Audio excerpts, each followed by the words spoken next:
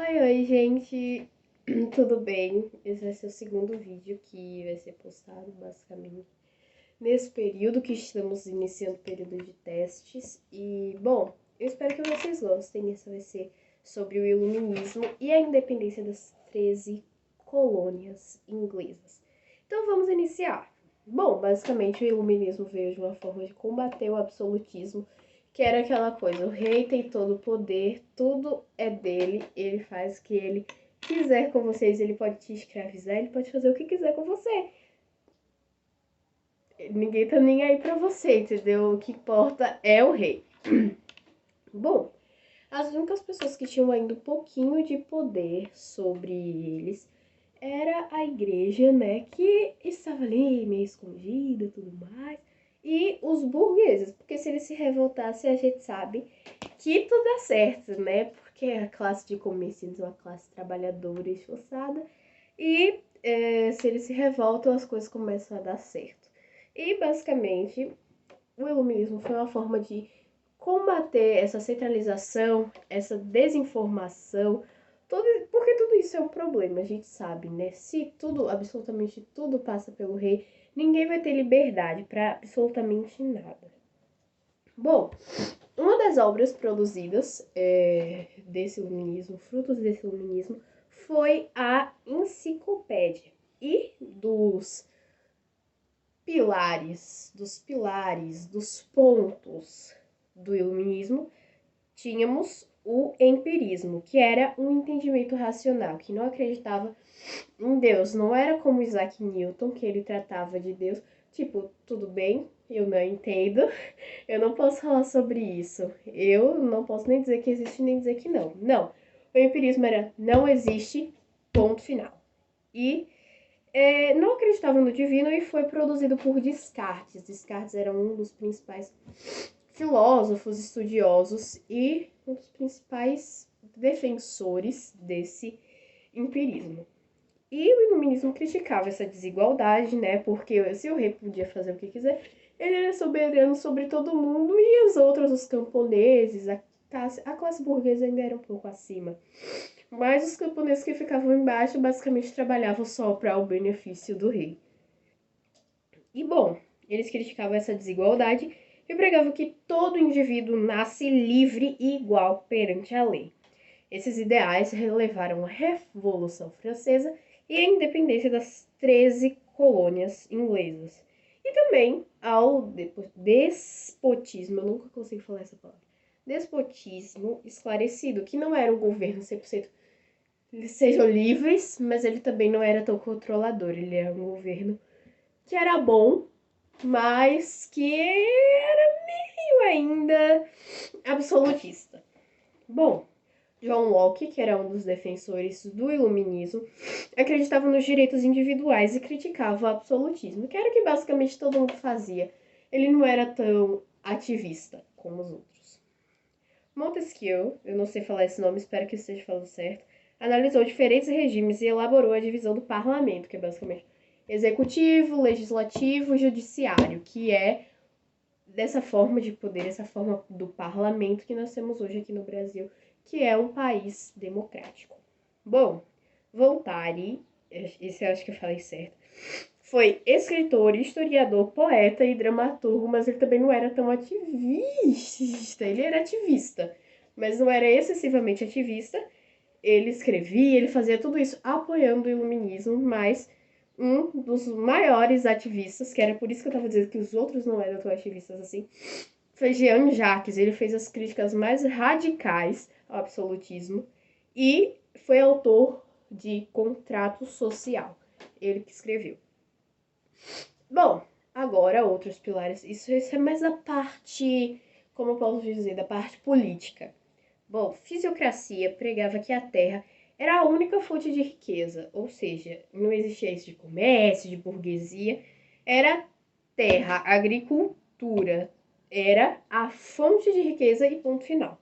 E também a criação de gado, esse tipo de coisa, né? Tudo que estava relacionado à terra.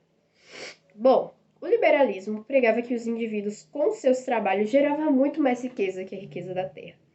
De acordo com Adam Smith, que foi o criador, o fundador do liberalismo, o cara do liberalismo, ele, de acordo com ele, quanto menos intervenção do Estado, quanto menos intervenção do governo, melhor.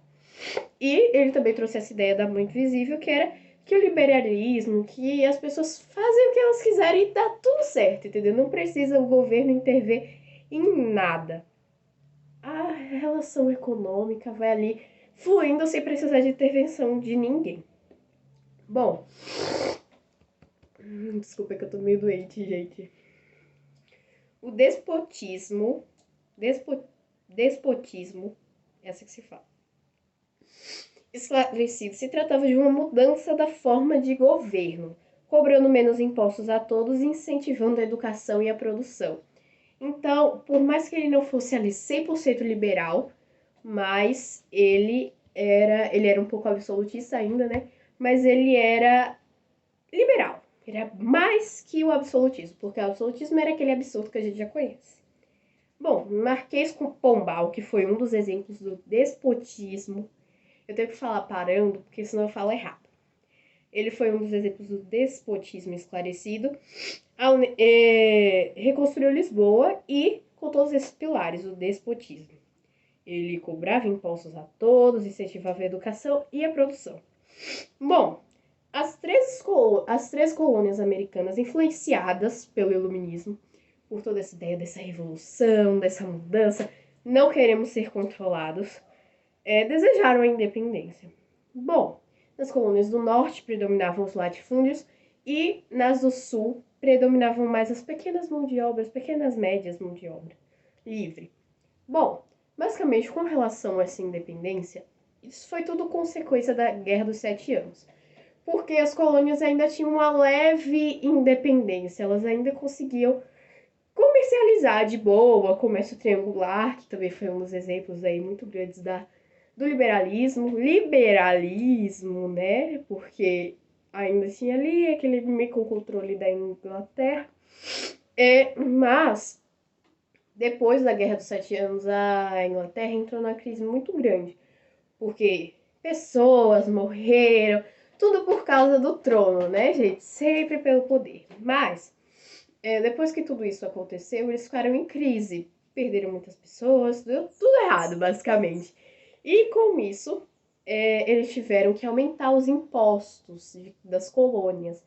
E eles já estavam ficando revoltados. Os colonos já ficavam revoltados já. Porque já não bastava eles não poderem ter a independência deles, porque ainda tinha aquele microcontrole da Inglaterra. Eles tinham que pagar impostos altos. Sério, como assim? A Inglaterra queria realmente que eles ficassem presos e de boa com essa situação, né? Porém, não.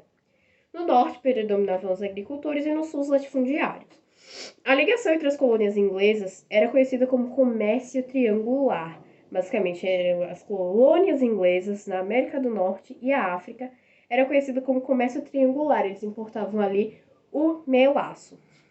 E, como eles já estavam ficando meio revoltados com toda essa situação, né? Eles decidiram iniciar essas guerras. Bom, basicamente tudo por causa das leis que eles não gostavam. E eles não tinham liberdade, assim, eles tinham, mas não tanta. Mas a guerra trouxe prejuízos aí. A legitimidade das leis estava em jogo porque os colônios não tinham votado nem exercido a cidadania deles, né, que era o correto a se fazer. E as leis intoleráveis que também surgiram, geraram um impacto muito grande e eles ficaram revoltados também com isso. Nada mais justo, né? A Inglaterra, depois de muitas guerras, muita gente morreu. Se você não assistiu o filme O Patriota que o professor passou pra mim, é muito bom, assistam.